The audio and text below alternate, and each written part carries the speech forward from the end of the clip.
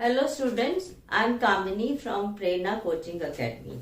Today I am going to start with statistics, and I hope you have seen my previous videos where I have done probability and statistics, where it is done mean and mode. So today what we are going to do in the median is that we will first of all understand what is the median, then what is cumulative frequency, then how to find the median of a ungrouped data, how to find the median of a group data. Then we are going to make a table of the data given, which is called less than table, and we are also going to make a table of the given data, which is called more than table. And as you know, first of all, let me explain to you certain things here. Median actually word median means mid, बीच का. तो कोई भी observation, हम अगर 10 observation ले रहे हैं तो उसके बीच की कैसे, आपकी 10 उंगलियां हैं, इसके बीच के दो कौन से हुए? ऑब्वियसली 5th और 6th पोजीशन. तो जब इसका मतलब हुआ कि हमारी ऑब्जर्वेशन 10 है. 10 का मीनिंग है इवन नंबर. अगर आपके पास इवन नंबर होता है तो आपके पास दो ऑब्जर्वेशन निकल लीजिए. कैसे दो ऑब्जर्वेशन निकली? आपने कैलकुलेट करी 5th और 6th काउंट करके. तो 5th और 6th कैसे लगी? अगर n है 10 तो n/2 आपके पास हो जाएगा 10/2 जो कि हुआ 5. अब n/2 प्लस 1 आप करोगे तो आ जाएगा 5 प्लस 1 विच इज 6.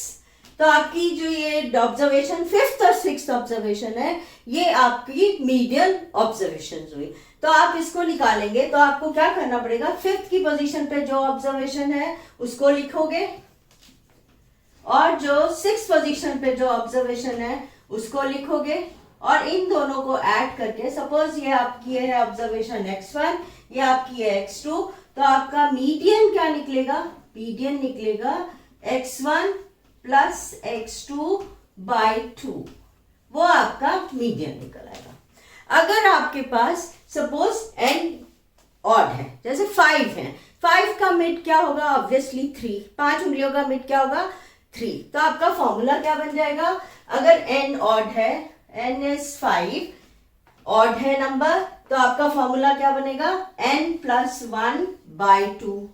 तो आपका क्या फॉर्मूला हुआ? 5 plus 1 by 2 which is 6 by 2 which is 3rd. That means जो तीसरी ऑब्जर्वेशन आपकी मीडियन वैल्यू होगी. जो 3rd पोजीशन पे बैठी होगी वो आपकी, जो 3rd पोजीशन पे आपकी वैल्यू होगी x की, वो आपका मीडियन हो जाएगा. Now I am going to explain to you with an example of an ungrouped data. और इस अनग्रुप्ड डेटा में सबसे पहले मैं आपको जो समझाऊंगी वो एक कम्युलेटिव फ्रीक्वेंसी है. How I am going to do that is that कि आपने देखा कि marks obtain by the students हैं और नंबर ऑफ स्टूडेंट्स हैं.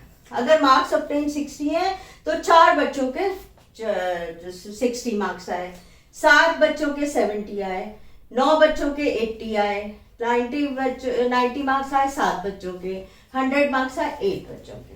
तो if we are going to find the cumulative frequency, then पहला वाला तो 4 ही है.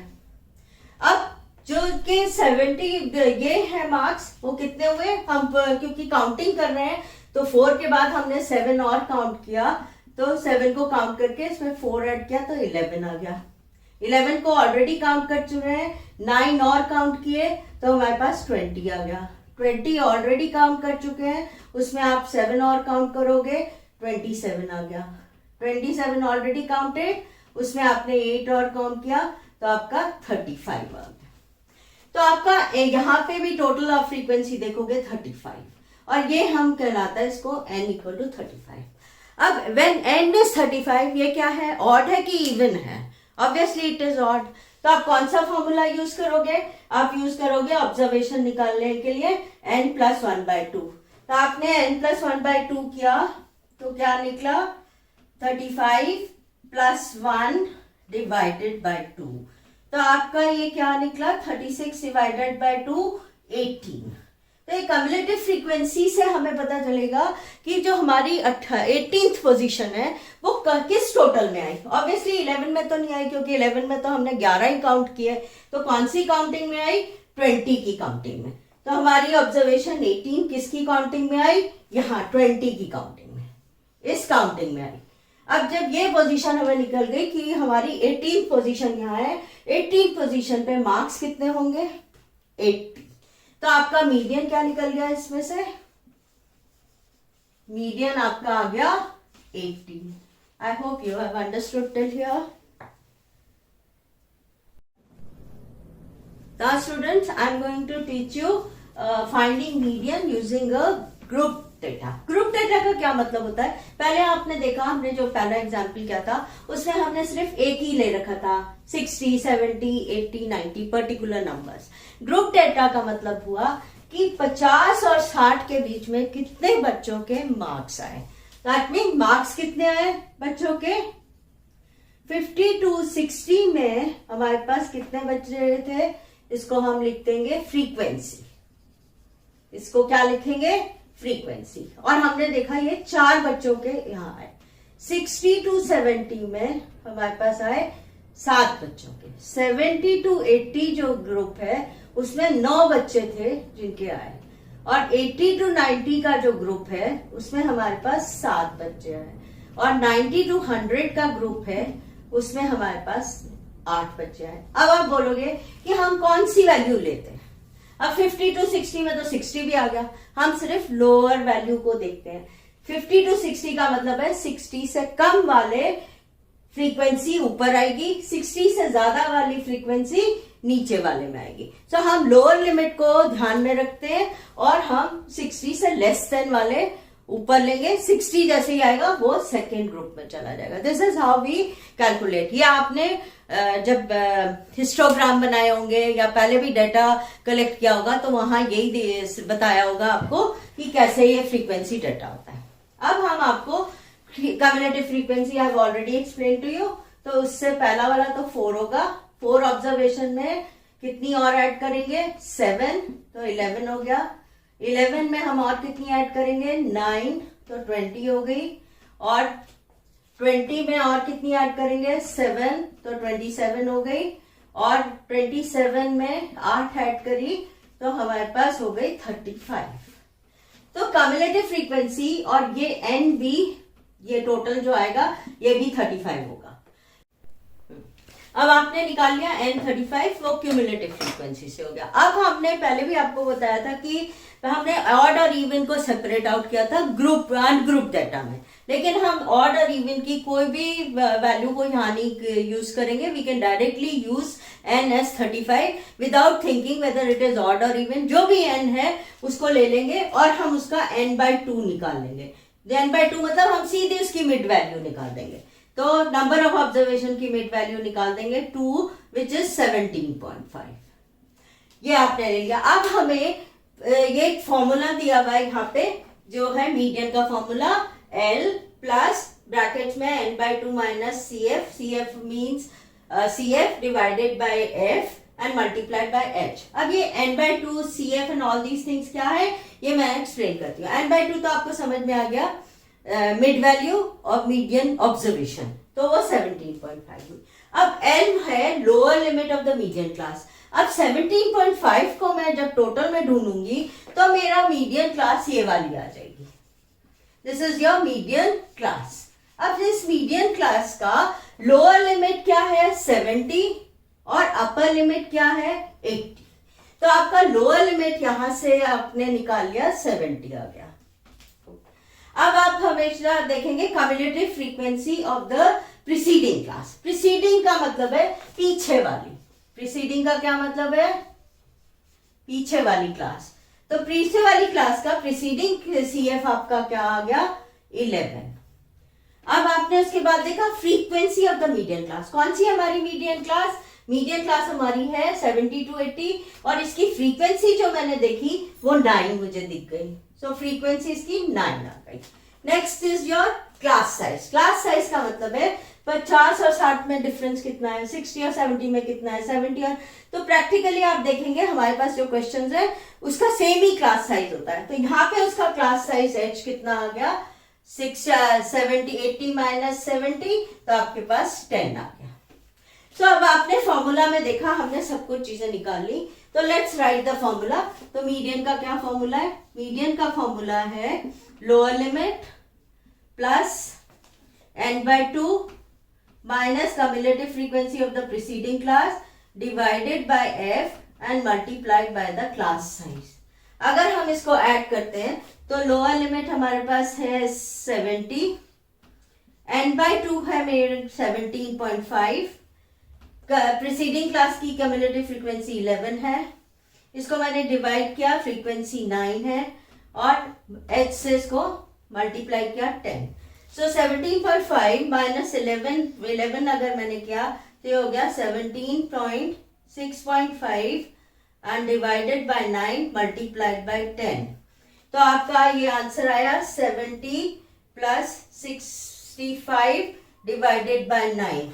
सो आपका ये 65 डिवाइडेड बाय 9 आ जाएगा 7.2 और आपकी मीडियन वैल्यू आ जाएगी 77.2. I hope you have understood.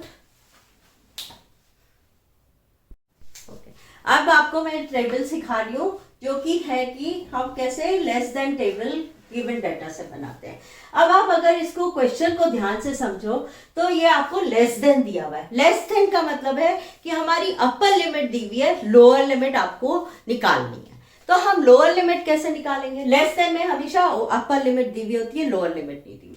अगर आप less than 60, less than 70, less than 80, 90 देखें तो हर एक में आपको डिफरेंस ऑफ 10 देगा. तो आपकी लोअर लिमिट क्या निकली? तो ये मार्क्स ऑब्टेन्ड में आप लोअर लिमिट कैसे निकालोगे? मार्क्स ऑब्टेन्ड आपकी लोअर लिमिट क्यों हुई? अपर लिमिट तो आपकी 60 है, लोअर लिमिट आपकी हो गई 50 क्योंकि डिफरेंस ऑफ 10 है. अपर लिमिट 70 है, लोअर लिमिट 60. अपर लिमिट 80 है, लोअर लिमिट 70. अपर लिमिट 90 और लोअर लिमिट 80. अपर लिमिट 100 और लोअर लिमिट 90. तो आपका क्लास इंटरवल निकल गया. अब आपका जैसे ही क्लास इंटरवल निकला तो आपको ये समझ में आएगा कि 4, 11, 20, 27, 35 ये आपको कम्युलेटिव फ्रीक्वेंसी दी हुई है और आपके वहां पे नंबर ऑफ स्टूडेंट्स जो है मे बी एग्जाम में यहाँ पे लिखा भी हो CF, मे बी ना भी लिखा हुआ हो, लेकिन जब ये आपकी कम्युलेटिव फ्रीक्वेंसी इंक्रीजिंग ऑर्डर में आ रही है दैट मीन्स ये आपकी कम्युलेटिव फ्रीक्वेंसी है, नॉट द फ्रीक्वेंसी. क्योंकि फ्रीक्वेंसी कभी भी असेंडिंग ऑर्डर में ऐसे नहीं आती हैं, they are always in different staggered होती हैं. तो आपका ये जो वैल्यू आ गई कम्युलेटिव फ्रीक्वेंसी 4, 11, 20, 27, 35. अब आपका जब ये आया तो हमें कैसे निकालनी है फ्रीक्वेंसी, कैसे निकालनी है इसकी क्लास की. तो आप फ्रीक्वेंसी कैसे निकालोगे? 4 तो वैसे ही लिख लोगे. ये वाली निकालने के लिए आप 11 में से 4 सब्ट्रैक्ट कर दोगे तो आपका 7 आ गया. अब आप 20 में से 11 सब्ट्रैक्ट करोगे. बेसिकली आप इन दोनों को ही सब्ट्रैक्ट कर रहे हो. What are you doing? आप इन्हीं दोनों को सब्ट्रैक्ट कर रहे हैं. तो आपने कैसे निकाला? 11 माइनस 4, 7 आ गया. अब 20 में से आपने 11 निकाला तो कितना आ जाएगा? 9. अब 27 में से आपने 20 निकाला तो कितना आ गया? 7. और आपने 35 में से जब 27 निकाला तो आपका आ गया 8. तो आपकी फ्रीक्वेंसी आ गई. अब फ्रीक्वेंसी आ गई, this is all which you have to do. आपका कम्युलेटिव फ्रीक्वेंसी 35 है. Now you will use the same formula. 35 को 2 से डिवाइड करोगे, आपका 17.5 आ गया. 75.5 कौन सी कम्युलेटिव फ्रीक्वेंसी में आ गई? ऑब्वियसली 20 की कम्युलेटिव फ्रीक्वेंसी में आ गई. आपकी मीडियन क्लास कौन सी निकली? 70 to 80. अब 70 to 80 प्रीसीडिंग मीडियन क्लास कौन सी हो गई? 60 to 70 और उसका कम्युलेटिव फ्रीक्वेंसी आपकी 11 आ गई. उसके बाद आपकी frequency of the median class, क्योंकि वही चीज चाहिए हमें frequency of the median class, तो आपका 9 यहाँ पे आ गया. Then what is left? Class size. Class size is obviously 10. तो आप जब ये फॉर्मूला यूज करेंगे तो आपके पास L आ गया 70, cumulative frequency of the preceding class आ गई 11, frequency of the median class आ गई 9 and आपकी class size आ गया 10 and then you can use the same formula L plus n/2 minus cumulative frequency upon frequency into H. And you will calculate the median. I hope you have understood. Students, now I am going to do more than. More than में क्या है? आपकी lower limit, आप ये जो आती है lower limit आती है, लेस देन में क्या आ रही थी, अपर लिमिट आ रही थी, लेकिन मोर देन में आती है लोअर लिमिट। तो आपकी लोअर लिमिट है 50, 60, 70, 80, 90। अगेन आपने देखा कि डिफरेंस है 10। तो ये जो मार्क्स ऑब्टेन हो जाएंगे वो कैसे हो जाएंगे, मार्क्स ऑब्टेन्ड आपके हो जाएंगे, ये आपकी लोअर लिमिट है तो ये आ जाएगा 50 to 60, then 60 to 70, 70 to 80, 80 to 90 and 90 to 100। तो आपका मार्क्स ये आ गया। कौन सी है ये 50, क्या है आपकी lower limit, more than lower limit, less than upper limit, ये आप ध्यान में रखना। ऑपोजिट होते हैं, मोर देन का लेस देन लिमिट होती है और लेस देन का अपर लिमिट होती है, सो ऑपोजिट रहते हैं। अब ये जो फ्रीक्वेंसी है नंबर ऑफ स्टूडेंट्स, ये भी क्या दी है आपको, कम्युलेटिव फ्रीक्वेंसी। तो आपको कम्युलेटिव फ्रीक्वेंसी कैसे दिया है, 35, 31, 24, 15 एंड 8। अब हम अगर फ्रीक्वेंसी बनाना चाहें इसकी, तो हमें फ्रीक्वेंसी निकालनी पड़ेगी ईच टर्म की। तो फ्रीक्वेंसी हम कैसे निकालेंगे, अगर आप 35 देखें यहाँ पे, this is 35 and this is 31, तो इसका डिफरेंस क्या हुआ 35 और 31 का, इन दोनों का डिफरेंस क्या आया 4। तो आपने 35 माइनस 31 करा, आपका आंसर आ गया 4। अब आप नेक्स्ट डिफरेंस निकालोगे, वो क्या निकालोगे, 31 में से 24 निकाला।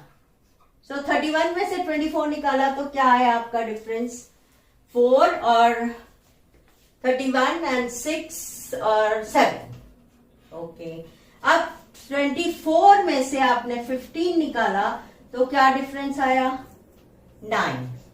15 में से आपने 8 निकाला तो क्या डिफरेंस आया 7। और 8 ऐसा का ऐसा लिखते हैं। आपने मोर देन लेस देन में देखा तो आपने पहला वाला वैसे का वैसा लिखा था, मोर देन में लास्ट वाला वैसे का वैसा आ गया। आपकी फ्रीक्वेंसी क्या आ गई, फ्रीक्वेंसी ऑफ ईच क्लास आ गई 4, 7, 9, 7, 8। अब आपने देखो कैसे निकाला, हम सब्ट्रैक्ट कर रहे हैं, पहले और दूसरे को सब्ट्रैक्ट किया तो पहला आंसर 4, दूसरे और तीसरे को किया तो 7, तीसरे और चौथे को किया तो 9, और लास्ट 2 को किया 15 और 8 7, और लास्ट वाला वैसे का वैसा 8 आ जाता है। सो अब आपने देखा अगेन हमारे पास टोटल कितना है, टोटल आपको दिया हुआ है सिम्युलेटेड फ्रीक्वेंसी 35 दिया है, तो एन आपको कितना दिया हुआ है 35, एन आपको 35 दिया है, तो अगेन n by 2 क्या हो जाएगा, n by 2 आपका हो जाएगा 17.5। क्लियर। अब आपने 17.5 हमारे किस टोटल में आएगी, ऑब्वियसली हमारे टोटल में 17.5 आएगी 24 में। तो आपकी कौन सी क्लास मीडियन क्लास हो गई, 70 to 80 मीडियन क्लास हो गई। मीडियन क्लास की लोअर लिमिट 70 है, अपर लिमिट 80 है, तो 70 आपने यहाँ लोअर लिमिट लिख ली।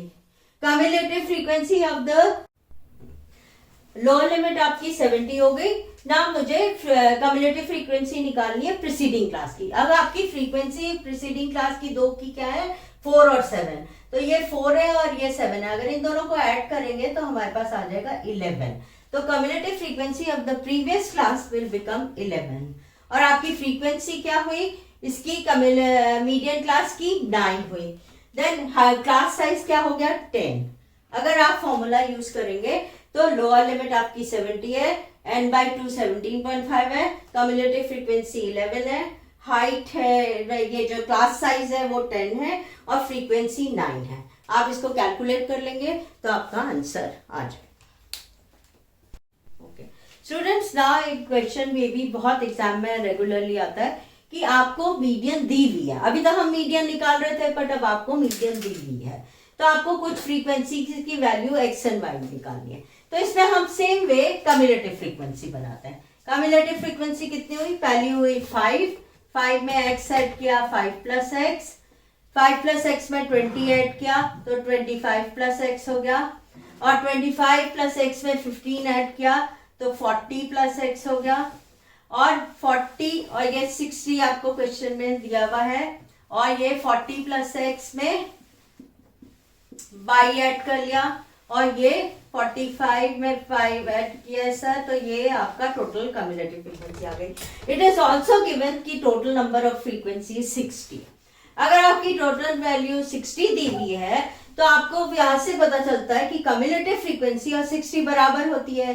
तो आप इसको लिख सकते हैं 45 plus x plus y equal to 60, और x प्लस वाई की वैल्यू आपके पास यहाँ आ जाएगी 60 minus 45 which is 15।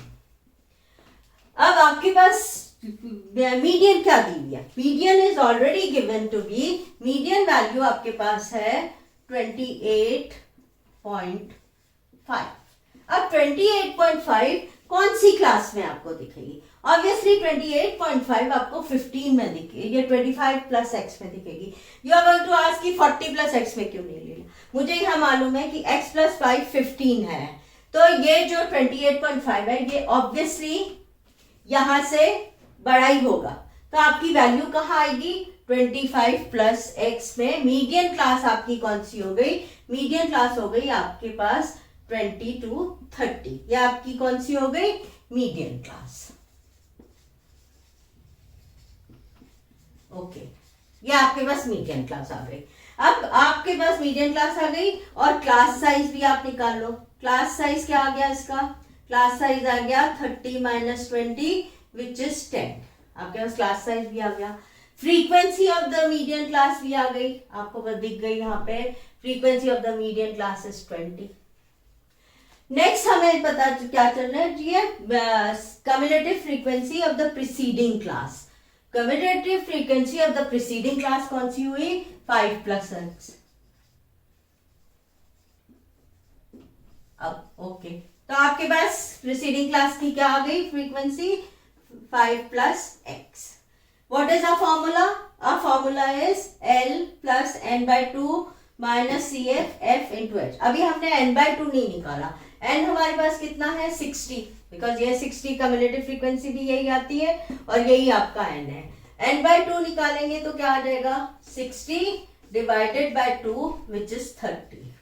Let us use the formula now. आपने फॉर्मूला यूज किया तो आपका लोअर लिमिट हो गई 20 प्लस n by 2 हो गया 30, और कम्युलेटिव फ्रीक्वेंसी क्या हुई? 5 प्लस एक्स। जब आप इसको सब्ट्रैक्ट करोगे तो ये आ जाएगा -5 और -x। सिर्फ 5 को सब्ट्रैक्ट नहीं करना है, पूरा सब्ट्रैक्ट करना है, 5 को भी और x को भी, दोनों। व्हेन आई वी से सब्ट्रैक्ट तो ये -5 और -x दोनों सब्ट्रैक्ट होंगे। और आपने फ्रीक्वेंसी से किया 20 और इसको 10 से मल्टीप्लाई कर दिया और आपको ऑलरेडी मीडियन दिया हुआ है 28.5। तो आप इधर से देखेंगे तो आपके पास ये आ गया 25 माइनस एक्स डिवाइडेड बाय 2। 20 और 10 2 आ गया। आप 20 को उस साइड ले जाओ तो आपके पास आ जाएगा 28.5 माइनस 20। तो आपकी रिमेनिंग कैलकुलेशन क्या बची? रिमेनिंग कैलकुलेशन बची 25 minus x equal to 28.5 minus 20। आपके पास क्या आ गया? 8.5। 8.5 को आपने यहां से ये 2 अभी यही है, नेक्स्ट लाइन में आप इसको फिर से ले लीजिए। x को 8.5 से 2 से मल्टीप्लाई किया तो माइनस एक्स आ जाएगा। 8.5 कितना हो गया? 17, और ये 25 उस तरफ चला गया 25। तो आपका वैल्यू आ गई -x इज इक्वल टू -8 और वैल्यू ऑफ x इज 8।